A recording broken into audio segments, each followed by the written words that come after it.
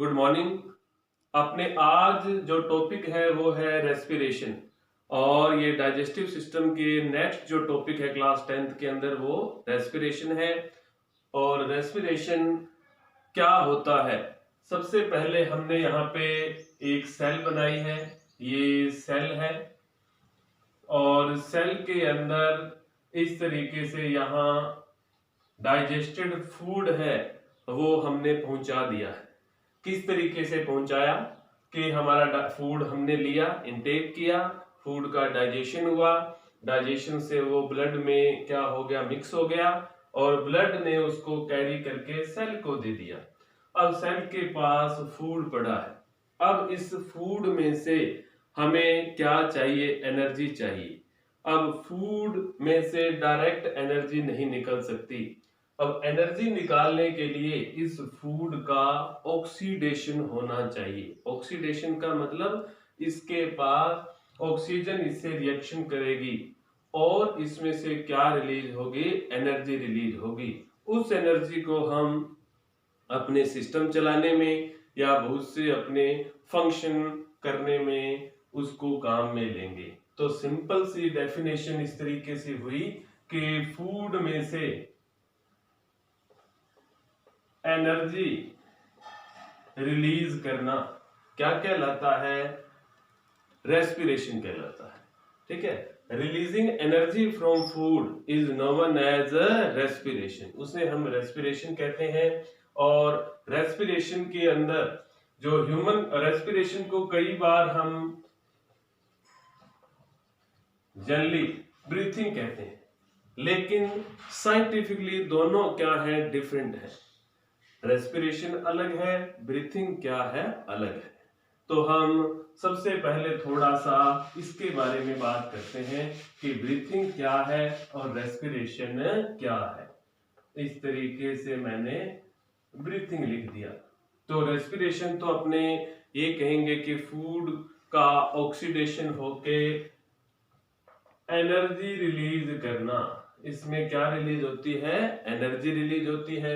जबकि ब्रीथिंग के अंदर किसी भी तरीके की कोई एनर्जी रिलीज नहीं होती। नंबर 1।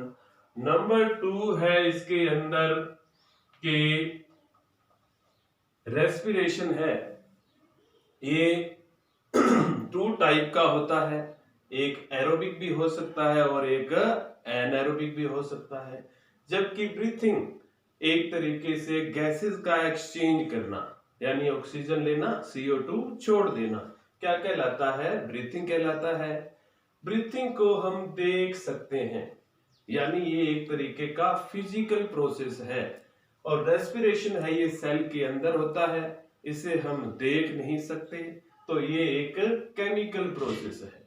तो सिंपल सा अपने ये कह सकते हैं कि ब्रीथिंग अलग है, रेस्पिरेशन अलग है। ब्रीथिंग ऑक्सीजन लेना, CO2 रिलीज करना है, और रेस्पिरेशन है फूड में से एनर्जी को निकालना।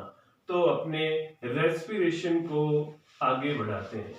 तो रेस्पिरेशन है ये लिविंग थिंग्स के अंदर 2 टाइप का होता है। उसमें फर्स्ट टाइप है एरोबिक रेस्पिरेशन।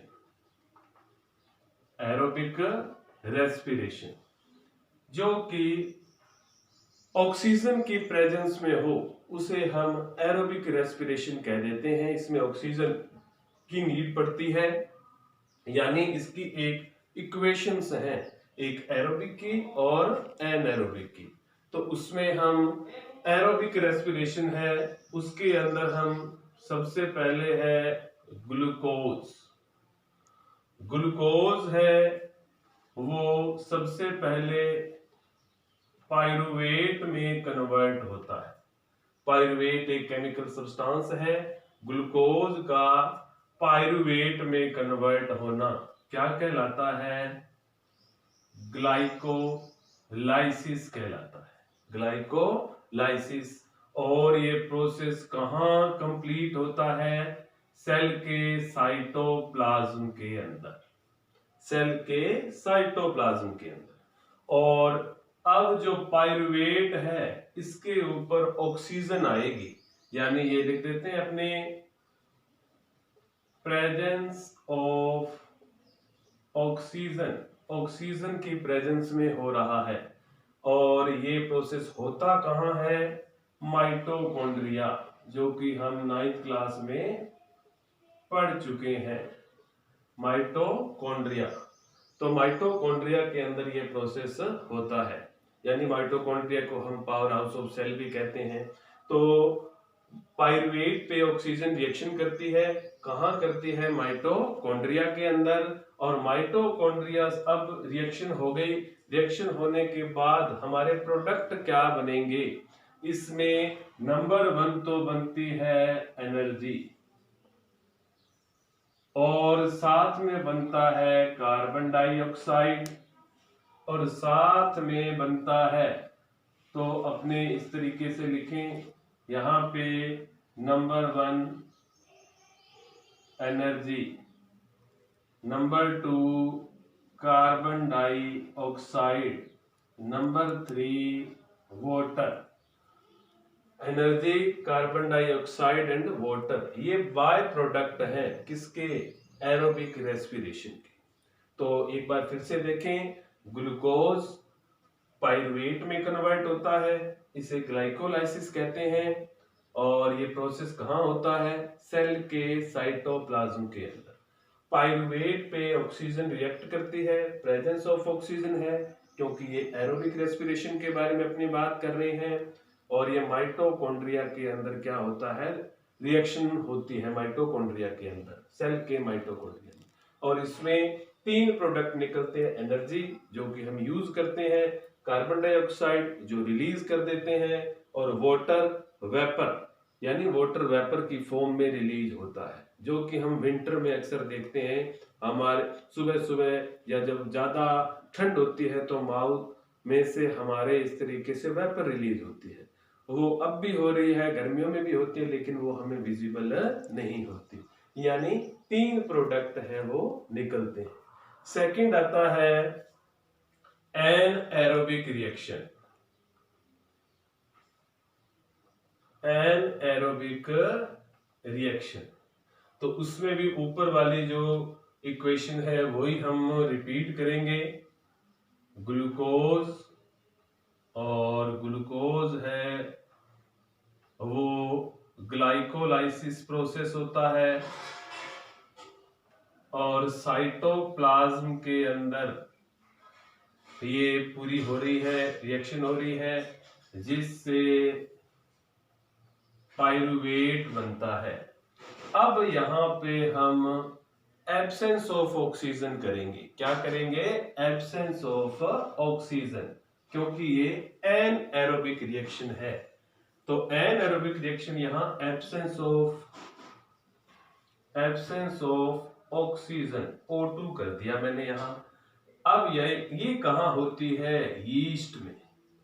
यीस्ट पाइरुवेट के ऊपर हम लिखेंगे, यहाँ पे पाइरुवेट है, एब्सेंस ऑफ ऑक्सीजन, क्योंकि ये एनएरोबिक रिएक्शन है। और ये कहाँ पे होती है? यीस्ट में। यीस्ट क्या है? एक फंगस है। तो फंगस, यीस्ट जो है, जिसे खमीर भी बोल देते हैं, ब्रेड वगैरह, केक वगैरह बनाने के ये काम में आता है। तो अब इसमें से बाय प्रोडक्ट क्या निकलेंगे? सबसे पहले है एथेनॉल, एथेनॉल 1 नंबर पे। सेकंड है कार्बन डाइऑक्साइड, और तीसरा है, इसमें इस तरीके से सबसे पहले अपने ले लेते हैं, सबसे पहले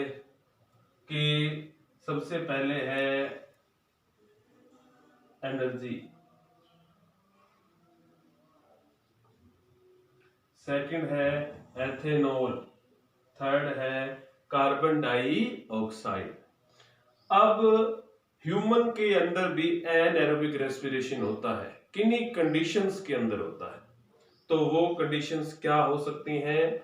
जब ह्यूमन, कोई भी क्रिकेट प्लेयर है, वो बहुत देर तक बैटिंग कर रहा है, और अब उसकी मसल्स हैं, उसमें ऑक्सीजन लेके एनर्जी रिलीज नहीं कर पाती, ऑक्सीजन उसकी मसल्स तक नहीं पहुंच पाती, जैसे लेग्स वगैरह की मसल्स हैं ये लंग्स से दूर हो गई, तो अब वो मसल्स हैं उनको एनर्जी तो रिलीज करनी पड़ेगी, इसलिए वो एनएरोबिक रेस्पिरेशन करती हैं। तो एनएरोबिक रेस्पिरेशन करती हैं, हम एनएरोबिक रेस्पिरेशन यहां लिखते हैं इन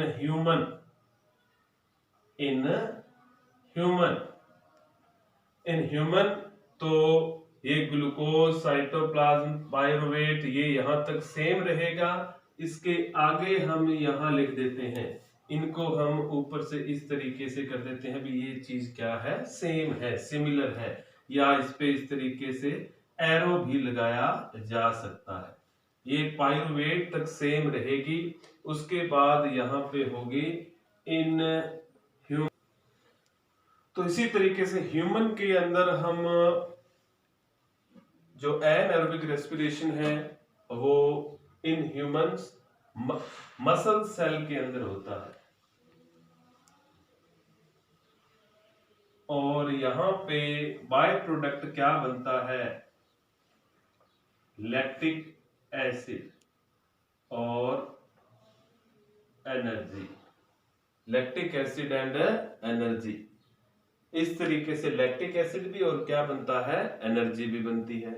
ये लैक्टिक एसिड जो सेल है, हमारी मसल सेल हैं, जिनको कि बहुत ज्यादा वर्क करना पड़ रहा है, उनके अंदर जमा हो जाता है और उस प्लेयर को फिर क्रैम्प आ जाते हैं।